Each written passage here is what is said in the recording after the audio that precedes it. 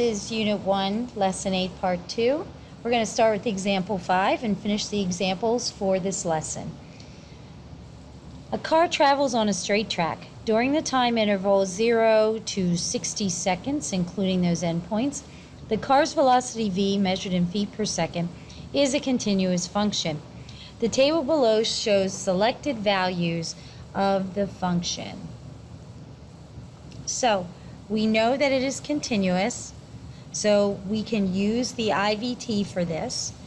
Now these are selected values, it's not all of them. So the question is, in between 0 and 60, we're now not including the endpoints in Part A, must there be a time when v of t equals -5? And then we're supposed to justify our answer. So how we want to work through this is the idea that, first of all, v of t is a continuous function. We are given that.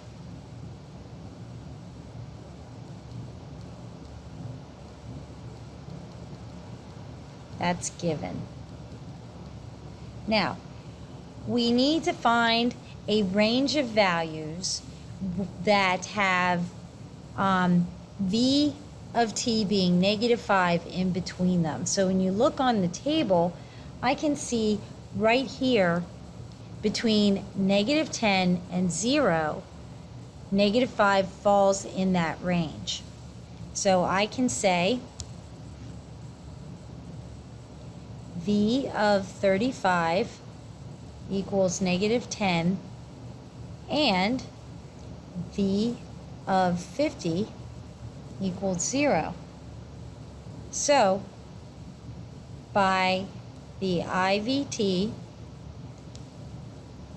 there is a time t where v of t equals -5 on the interval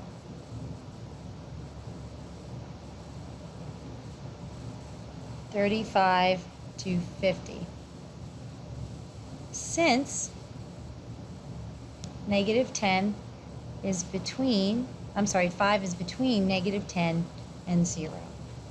So that's how we can use the IVT in a real world problem. Okay, example 6. Let g of x be a continuous function.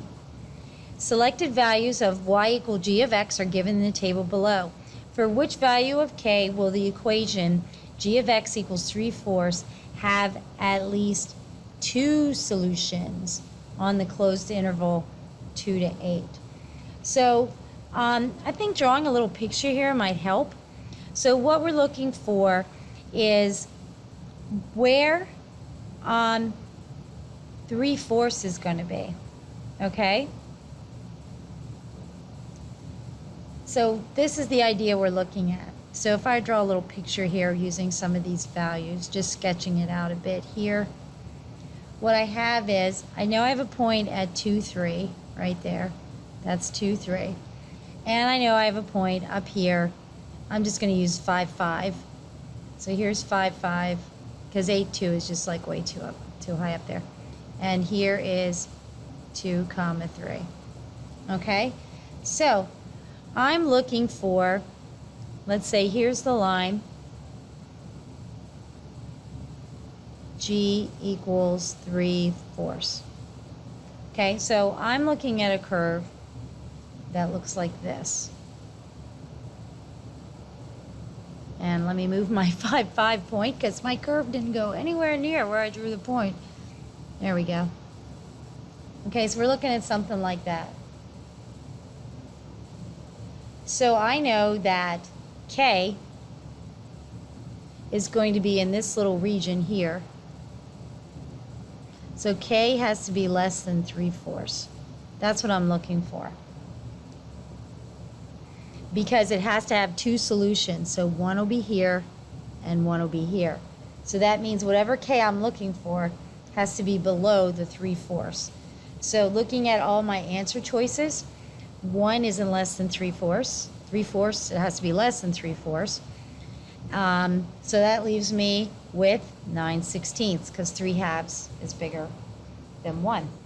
So that's how you would do a problem like that. It could have more than 2 solutions, but the way I drew it, it has 2 solutions. And that's why at least was very important there. Okay, next example. For the function f of x equals x minus 3 squared if x equals 5, and it equals 6 if x is between 5 and not more than 10. Find f of 5 and f of 10. Does the IVT guarantee a y value k on 5 is less than or equal to x less than or equal to 10 such that f of 5 is less than f of k less than f of 10? Guarantee your answer. Okay, so what we need to find is, first of all, is f continuous? Because otherwise we can't guarantee anything using the IVT. So let's start by looking at that. Is f continuous? So that's where we're going to start with.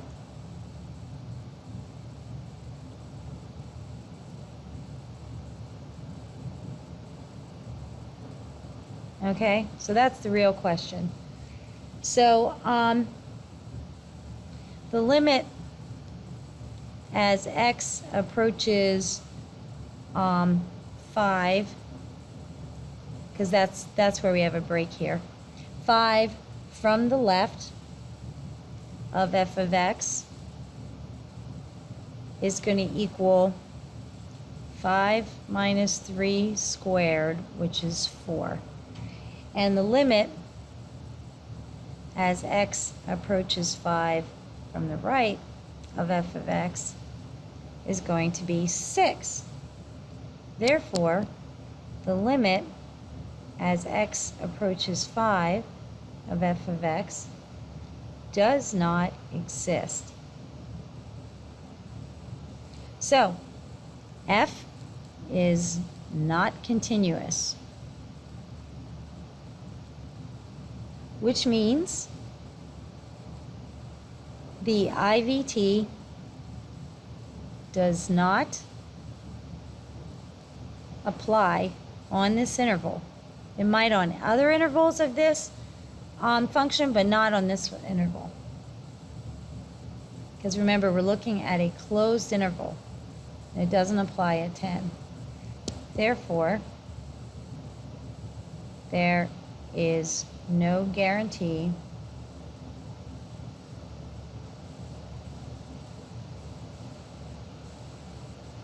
for x equals c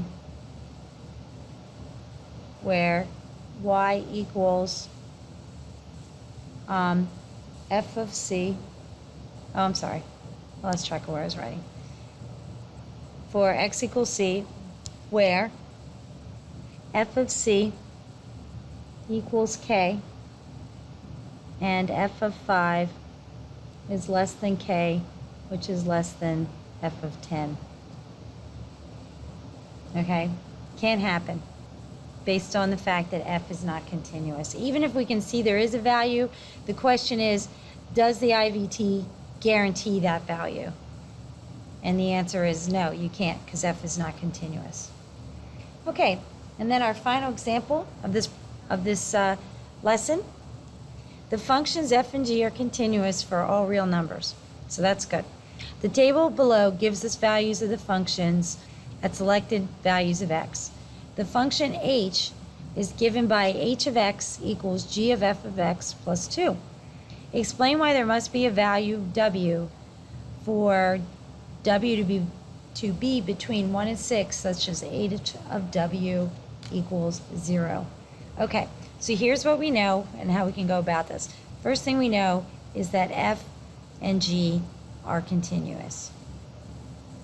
That's a good thing.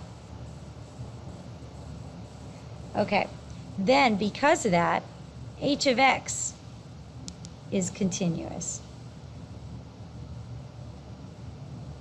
on our interval. Okay, because if two functions are continuous, the composition of their functions are continuous. Okay, then we have to find our endpoints to make sure that one of them is going to be positive and one of them is going to be negative of h. to show that there could be a 0 in between them. So that's our next step. We want to find, we're on 1 to 6, so we're going to find one of h of 1, which is going to equal g of f of 1 plus 2. So we go to the table and we find f of 1, which is 2. So that means we're finding g of 2 plus 2. G of 2 is negative 12, so we get negative 10 because we have negative 12 plus 10. We're going to do the same thing for h of 6. That means we're looking for g of f of 6. And then we're going to add 2 to that. So we go to f of 6, and we get 8.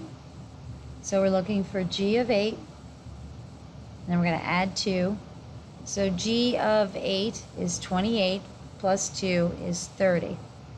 So here's my conclusions. By the IVT, there exists, that's the symbol for there exists, a value x equal to w such that h of w, that didn't come out right, h of w